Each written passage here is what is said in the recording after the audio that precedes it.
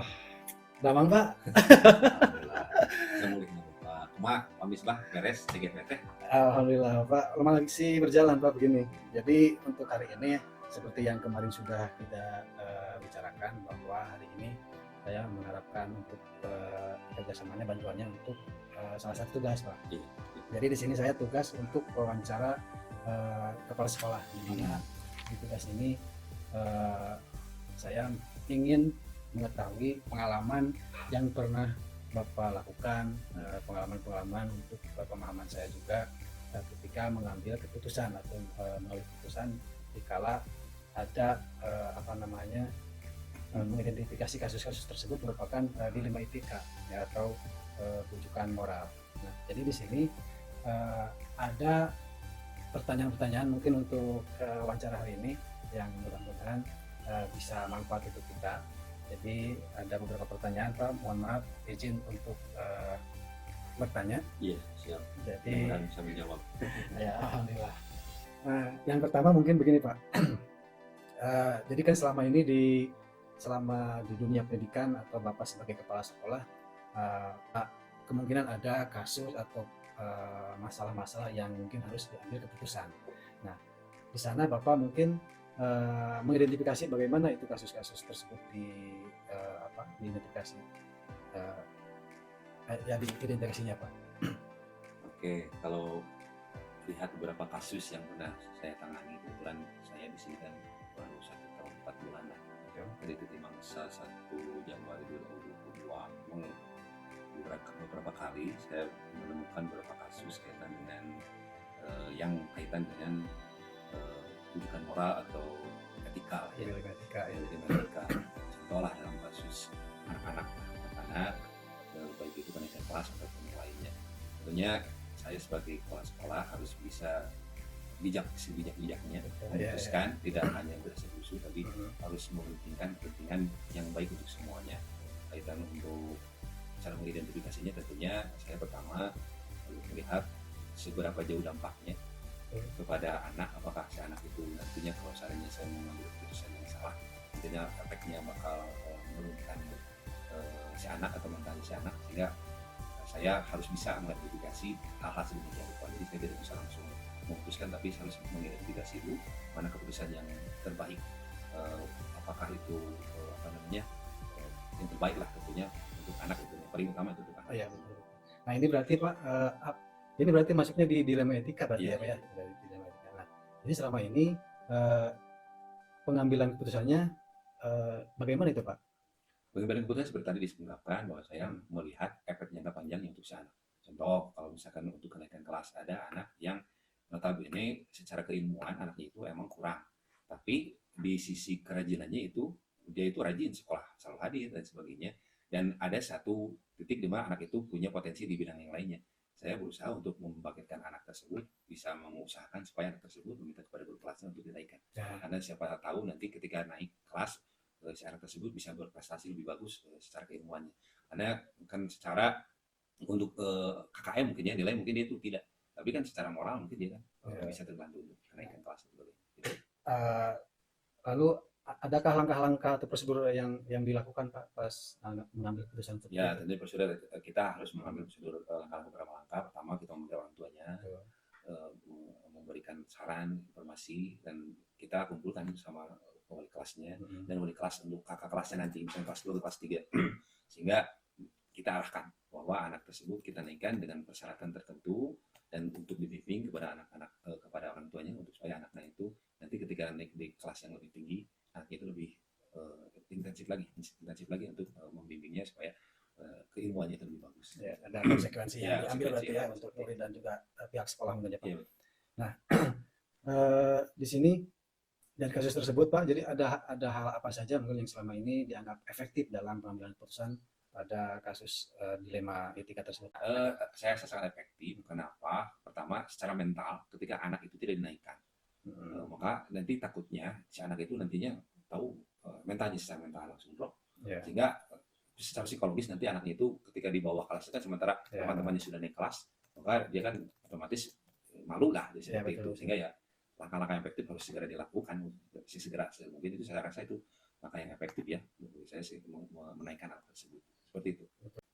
Kemudian Pak, ada tantangan kah untuk pengambilan keputusan yang tersebut itu Pak? Ya, tentu banyak tantangan sekarang, Hmm. banyak sekali tantangannya, terutama untuk kakak kelasnya. Maksudnya bukan kakak kelas itu guru kelas yang akan naik. Betul. Itu kan luar biasa. Pasti guru kelas yang akan dinaiki tentunya akan protes. Kenapa yang misalkan anak itu belum bisa baca, kan otomatis kan akan menjadi beban kan ya. Yeah. Tapi kita dorong supaya si guru kelas tersebut pahamlah, dipahami bersama. Ini untuk kebaikan bersama, baik itu lembaga tentunya dan untuk pribadi si anaknya, supaya si anaknya itu bisa ditingkatkan. Nah, itu salah satu tantangan juga nanti saya support juga ke guru kelas tersebut, mudah-mudahan oleh guru yang kakak kelasnya itu bisa lebih bagus ditangani oleh dia.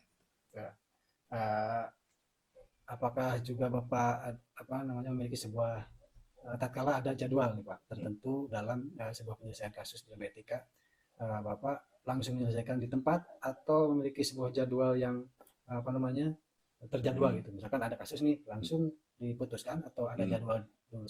Biasanya emang kalau seandainya urgensinya itu sangat mendadak harus segera, karena secara sebagai pemimpin kan harus memutuskan secepatnya, tidak bisa ditunda-tunda. Kecuali kalau memang urgensinya tidak terlalu tinggi, ya bisa lah kita berunding dulu dengan guru-guru atau dengan dengan komite sekolah supaya kita memutuskan itu tidak gerasa-gerusu. Tapi seandainya memang itu urgensinya sangat mendadak, kita harus segera secepatnya mengambil keputusan.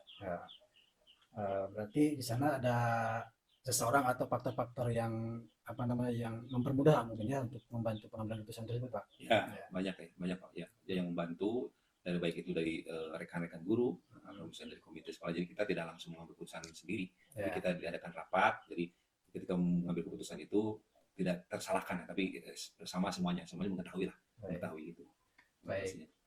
Baik Pak, terima kasih waktu yang singkat ini mudah-mudahan bermanfaat. Tapi satu hal lagi ini untuk untuk yang terakhir di sini, dari semua yang yang telah disampaikan, kemudian yang pengambil keputusan yang Bapak lakukan, itu ada pembelajaran apa saja yang dapat dipetik, kemudian pengalaman yang pengalaman Bapak yang setelah mengambil keputusan tersebut Pak ada?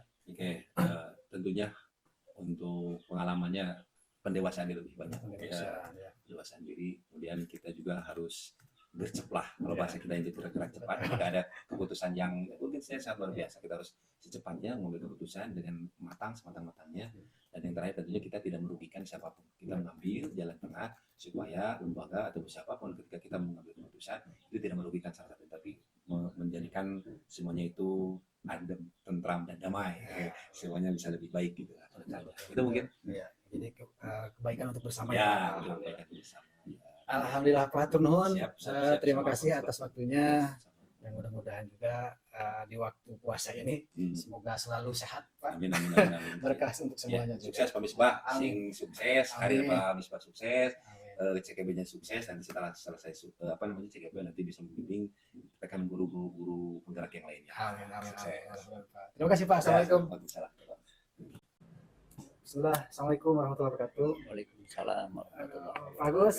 Damang, bagus. Alhamdulillah, Alhamdulillah ya, mudah-mudahan baik selalu Pak Agus. Amin. Bisa teh ya, begini banyak kegiatan, aktivitas, mudah-mudahan selalu lancar Pak. Amin. Pak Agus, sesuai yang saya sampaikan bahwa saya ini sudah mencapai 70% Pak Agus untuk pendidikan guru penggerak ini. Alhamdulillah.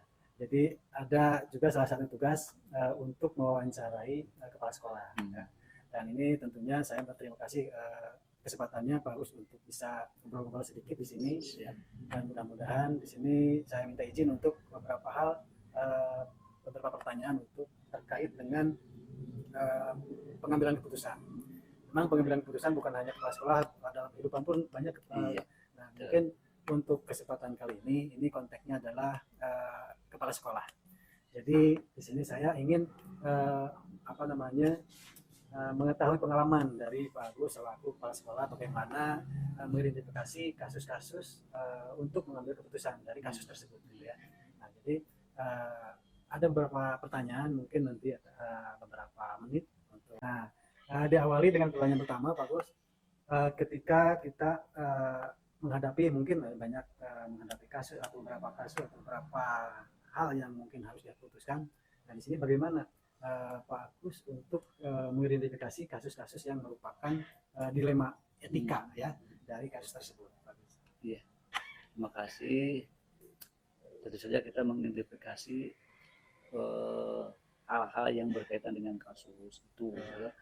Nah, ini biasanya terjadi di sekolah itu siswa atau mungkin guru. Ya. Jangan dikira guru tidak punya masalah. Betul. Ada kaitan dengan tugasnya sebagai guru atau tupoksinya. Ada juga ya bisa keadaan rumah tangga, bisa keadaan yang lain yang bisa mempengaruhi terhadap kinerja guru.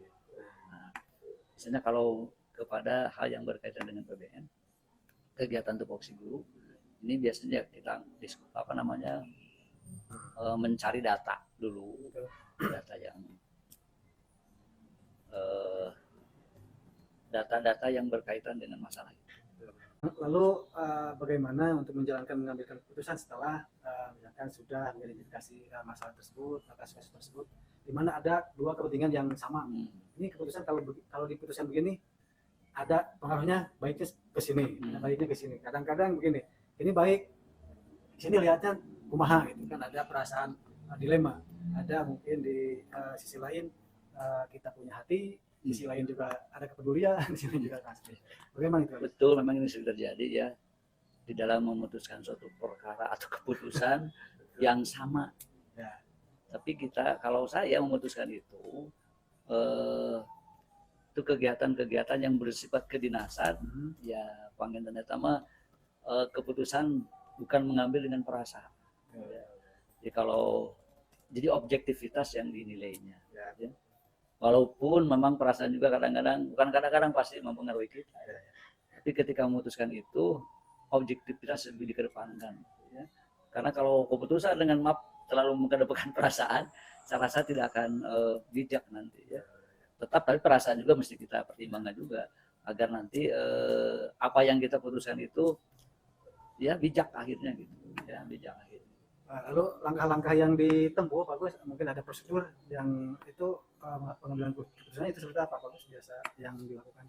Kalau di sini mengaitkan dengan pribadi atau mungkin kegiatan sekolah, kami biasanya kalau kegiatan-kegiatan yang harus berkaitan dengan keputusan sekolah biasa dimusyawarahkan dulu dengan teman-teman guru itu biasanya. Kalau kaitan dengan misalnya PBM, waktu dan sebagainya, ya.